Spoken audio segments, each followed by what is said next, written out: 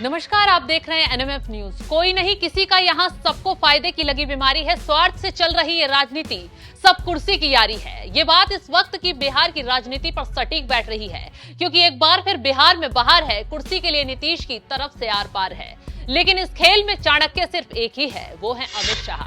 बिहार में आज जो तस्वीर दिखाई दे रही है, उसकी स्क्रिप्ट 50 दिन पहले ही अमित शाह ने लिख दी थी। उस वक्त जब पटना में शाह और नीतीश कुमार एक मंच पर आए, बराबर में कुर्सी लगी, इशारे हुए और बिहार में सियासी धमाका करने की तैयारी हो गई। एक मुलाकात और सब कुछ चंद मिनटों में हो गया खास। दरअसल जिस नीतीश के लिए बीजेपी ने हमेशा के लिए दरवाजे बंद कर दिए थे, वो दरवाजे उसी वक्त खुल गए थे जब अमित शाह के मंच पर नीतीश कुमार आए और बेगाने अपने हो गए। इस मुलाकात में क्या कुछ हुआ, चलिए इस खास बात में ही बता देते हैं। अलग होने के बाद 10 दिसंबर 2023 को पहली बार अमित शाह नीतीश एक मंच पर आए। सरकारी कार्यक्रम में नीतीश कुमार ने गर्मजोशी से अमित शाह का स्वागत किया। इस मुलाकात के बाद बिहार की राजनीति में उठापटक दिखने लगी। नीतीश बदले नजर आए।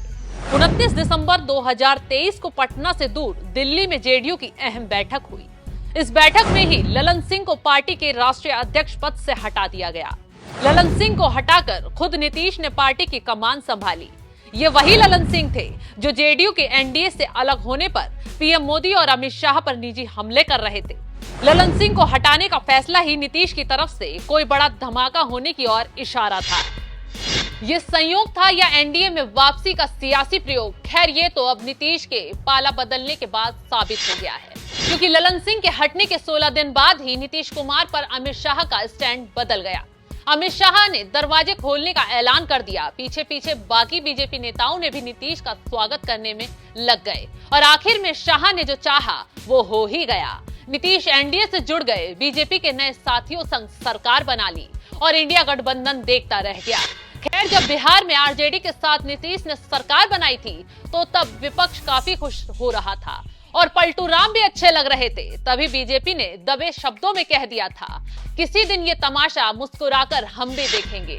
और अब तमाशा हो रहा है तो विपक्ष का कोई नेता नीतीश को गिरगिट बता रहा है तो कोई उनकी नैया डुबा रहा है।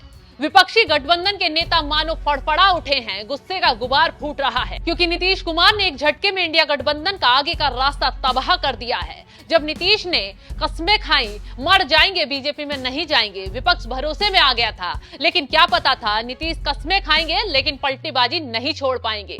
और फिर पलटी मार ली और फिर पलटी मारी तो एनडीए की लोकसभा चुनाव की पारी मजबूत कर दी। अब बिहार में नीतीश कुमार सीएम है तो सम्राट चौधरी डिप्टी सीएम है। खैर, बिहार में खेल करने में सम्राट चौधरी का रोल भी काफी अहम रहा है। तो सम्राट चौधरी कौन है, क्या रहे हैं, तो चलिए आज ये भी बता देते हैं। कौन है सम्राट चौधरी? सम्राट चौधरी कुशवाहा समाज से आते हैं।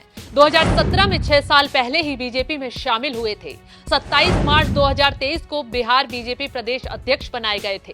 बिहार विधानसभा परिषद में बीजेपी के पूर्व नेता प्रतिपक्ष भी रहे हैं। बिहार के एक प्रभावशाली राजनीतिक परिवार से आते हैं और अब बिहार में नए डिप्टी सीएम बन गए हैं। तो बीजेपी ने हाथ से निकली बाजी को फिर से मुट्ठी में कर लिया है और आरजेडी तमाशा देखती रह गई है। खैर, अभी तो असली खेल की शुरुआत हुई है। आगे देखिए लोकसभा चुनाव से पहले और भी बड़ा धमाका कैसे होगा, जिसमें इंडिया गठबंधन हिल जाएगा। तो इस खबर पर क्या है आपकी राय, कमेंट कर जरूर बताएं।